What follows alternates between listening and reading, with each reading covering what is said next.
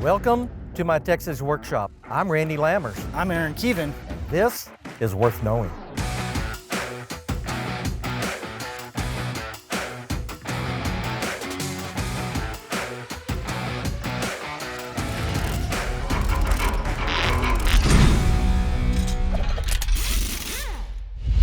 Are you concerned about corrosion? That certainly is a big issue with our infrastructure and many components being manufactured today. Fasteners are a particular concern because they hold the world together. So you have a fastener failing corrosion, that's an issue.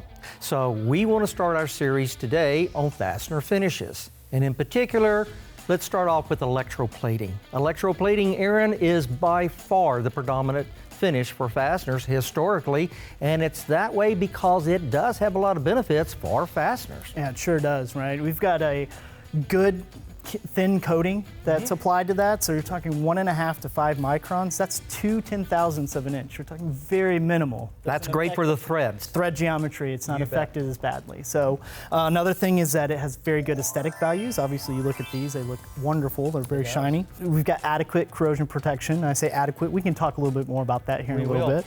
And it's also cost effective. So that's a major benefit. Well, fasteners are one of the lowest cost components of anything being assembled, and so you have to be cost competitive on the fastener finish as well. So it works very, very well for that. Some cons we have to be concerned with.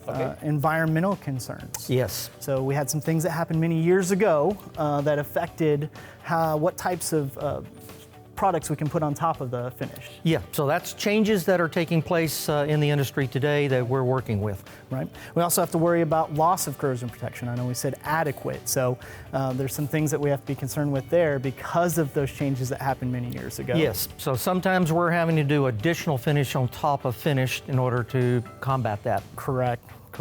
So also concerns with hydrogen embrittlement. We talked about that in our previous episodes. So that's something we need to think about when we're talking about electroplated fasteners. The dog bone effect. The dog bone, I have to worry about my dog? No. This is totally different, right? We're talking about, it's an electrolytic process. When we take any given fastener such as this, and we actually put that in that solution, you get a buildup on the ends of the fastener. So because of the electric current. Correct. Okay, strength of the current, got it. Well, we have a demonstration set up. Let's do some electroplating and see how this electrolytic process takes place. Let's go over to the demonstration. All right, let's check it out. Okay, Aaron, I have a very simple electroplating setup here, but first, let me grab our safety glasses. Sure thing. Here you go. Thank you. Now, what we have here is a solution that I made up. But first, let me say that the commercial plating companies do buy their solutions. They can buy acidic solutions, they can buy alkaline solutions. What I did, this is water, of course, with some white vinegar, 5% acidity, also Epsom salt to carry the current with, and a little bit of corn syrup for a brightener. Sounds like a good foot bath. That's a good foot bath? Okay. Then we have 2 zinc anodes.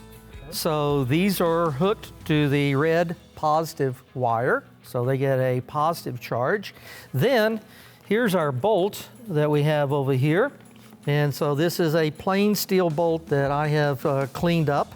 This is hooked to our black wire, which is our negative wire. Exactly. So what we want to do is hook these 2 up to, now what I came up with for a power source is just 2 D batteries. So again, hooked up to the positive and the negative charges. Sure.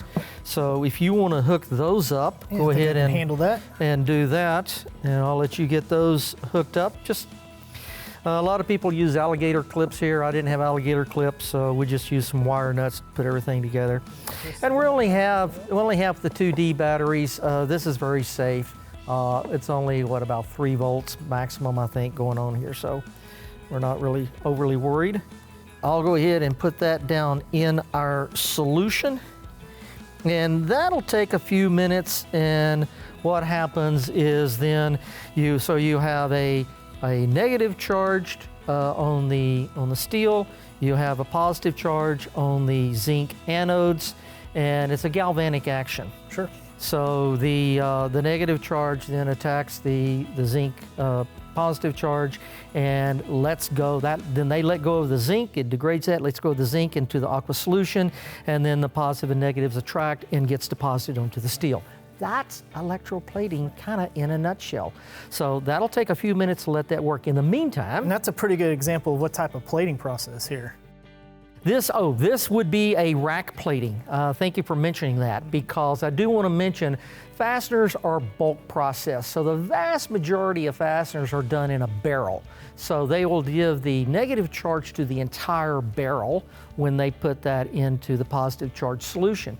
Now, sometimes you get the fasteners that are too big for the barrels, then they'll do a rack system, kind of what we're demonstrating here, and that entire racking will then get that negative charge. What I want to go ahead, while that's kind of working, let's just go ahead and move forward. And I want to point to this. This is one I did earlier. This is just a square head set screw.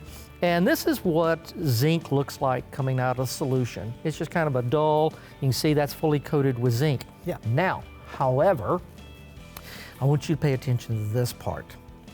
This part right here, you see that white powder? Matter of fact, I left some a little bit right here. You know what that white powder is? That's zinc oxide. That is zinc oxide, because this is what happens. Zinc is a sacrificial material. As the environment attacks the zinc, it oxidizes. So when you see this white powdery substance, that's zinc oxide. And as the zinc continues to oxidize and it's taken away, then eventually it's sacrificed enough that then the environment attacks the iron in the steel. So when you see red rust that we see all the time in corrosion concerns, is red rust, that is now the environment attacking the iron, and that's iron oxide. So that's the corrosion mechanism of zinc plating. So again, that's depositing zinc onto that bolt, and you can kind of see the bubbles in there. And so that's electroplating in a very simplistic understanding of it. Okay, Aaron, so we've applied our zinc on our fastener. We saw a little concern there with oxide. There are other substances you can put on fasteners, other metallic products. We see a lot of that, but zinc by far is the predominant one being used for fasteners, but it will oxidize. So what do? We put a chromate passivate, a layer over the zinc to protect it. Now we call it a passivate because it does interact with the zinc layer and create a passive surface, but it also creates a barrier on the exterior. And so that protects it and from the environment. So it comes in different colors. Yeah. And historically we've used hexavalent chromate, and it's come in colors anywhere from clear to yellow to black to olive drab, and they have different corrosion resistance based on the makeup that chromate in hexavalent and its color. So you want to talk about the ASTM specs? Yeah, so we've got the ASTM spec for electroplating for fasteners is F1941. We've mentioned that in some previous episodes. And then the metric equivalent would be ISO 4042. Correct. And the way we think about this is that you obviously see some different colors here. You see a clear, that's a zinc clear trivalent actually, all the way to this hexavalent yellow. So those are all designated within those standards. Correct. And those actually have a little bit different corrosion protection. So we go from a clear, which is 24 hours to rust, all the way up to 72 hours to rust. Correct, or even up to 96. Up to 96. And we talk about that in salt fog hours. That's right. So talk about the salt fog hours that we're talking about. So that's an accelerated salt fog test. It's done at the plating company. Correct. So they will take their batch of fasteners after processing and put that in a neutral salt fog chamber. They'll figure out how many hours it takes to get to white rust and also to red rust. That's an accelerated test. An accelerated test. So that doesn't mean that's what's going to happen out there in the environment, because it depends on what your environment is. So it's a comparison test. Find out what hours of salt fog accelerated test works in your equipment, in its environment, and then we run tests to what you specify for a comparison. Exactly. So that's what that is. So those hours, we're looking at about 24 hours for the clear, all the way to about 96 hours for the yellow per the ASTM ISO specifications. Now, that's really, really great, and that's been the world for many, many, many years. So have you ever had something and you didn't know how great it was until you lost it? Oh yeah. Let me tell you what happened. So hexavalent chromate, we had something there we didn't really appreciate. Think about this. Hexavalent chromate had a unique property. Now, when we process fasteners, they're bulk. We do this in large bulk quantities. So they come out of the plating line and they go into packaging. And they go into metal bins, and they go into packaging equipment, and they get put in boxes or bags, and then we truck them across the country. And this takes place. And off they go to who knows where until they reach our warehouse somewhere. So now we're taking scoops, we're taking them out, we're repackaging them, and we're shipping them across the country again. Do you think that that had an opportunity to micro scratch that finish? Just a little bit. You bet it did. So the hexavalent chromate would just seal right back over itself. Now think about this. If I scratch my skin, because that's my first layer of protection against the environment, right? If I scratch my skin, what does it do? Self-heals, heals It itself. self-heals itself. If it didn't self-heal itself, the atmosphere would get in there and, I'd start corrode. So self-healing properties are extremely important. We didn't really appreciate it until we didn't have it anymore. So now we had something happen that changed the world. Right. July of 2006, the EU set out mandates that restricted using hexavalent chromium. And that took it off the market, not off the market, but definitely made an impact on the industry and how we're supposed to actually do this. It did. So the world changed, my friends. So this started out for the electrical industry. It has now grown to other industries and anyone who's environmentally conscious, because the hexavalent chromate is a carcinogenic and it's got concerns in the environment. So therefore then they said, what do we do now? Well, we had a chrome 3 molecule. So hex is a chrome 6 molecule, trivalent chromate is a chrome 3 molecule. It's not as hazardous, and we had it on the shelf because it has superior qualities to thermal shock. And so we said, all right, let's put this on there and we'll be more environmentally conscious. And we did that. Now, let me tell you a story of what took place. We made this change for one of our customers, and they then started complaining about corrosion happening on their fasteners. So we did this test. We had the plating company run a lot, wrap samples in toilet paper, shipped it to the home office of our customer. We then followed the rest of the batch all the way through all of the process, the warehousing, multiple shipments into the customer. The customer then took their metal scoops, which we get this all the time, metal scoops, scooped them up, put them in a plastic bag, shipped them up to the home office. They put that in the salt fog chambers you talked about. Yep. And what we found is the ones wrapped in toilet paper met the 96-hour requirement. The ones that came from the plant after handling failed in 8 hours.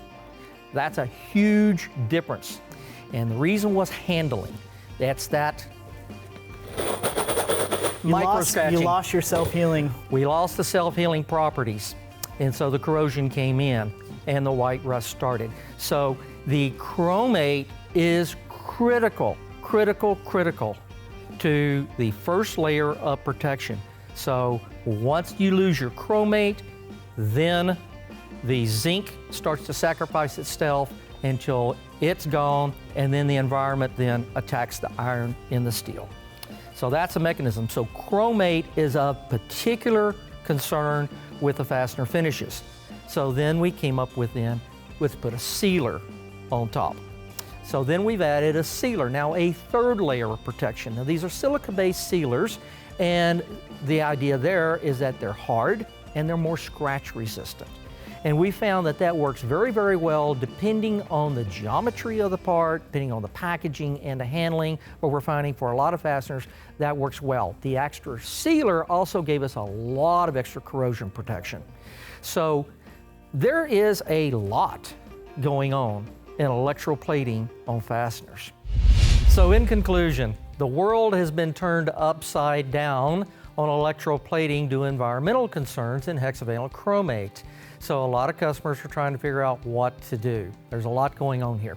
Right, yeah, so definitely have to be aware that if you're using a hexavalent chromate, you have to know if it's restricted where you're using it at. That is correct. And you've got a loss of corrosion protection because of that. So if you've had to make a switch to trivalent, you may have to do some things to overcome and actually make for Put that better additional corrosion sealer on there Exactly that we talked right. about. Absolutely. The concerns with hydrogen embrittlement. So we covered that in our previous season. A great episode to learn a lot more about that. Yes. And then the dog bone effect. Don't hurt my doggy. No, we're not going to do that, right? So yes, the strength of the current out there on long length parts, you build up extra plating there. Exactly right. The advantages, it's an extremely thin coating. You're talking up to 2/10,000ths of an inch, very thin, so it's not going to have too much geometric effects on Excellent a for fastener. threaded fasteners. Exactly right. Good aesthetic values. Looks great. You know, I love looking at that stuff. So, and also it's adequate corrosion protection. Again, depending upon your application. Depending upon your application. So electroplating is by far an excellent finish. Cost-wise, it's very cost-effective for threaded fasteners. Is it right for your application? Due to environmental concerns, the world of electroplating is changing. However, it's still a viable fastener finish, and that is definitely worth knowing. We'll see y'all next time.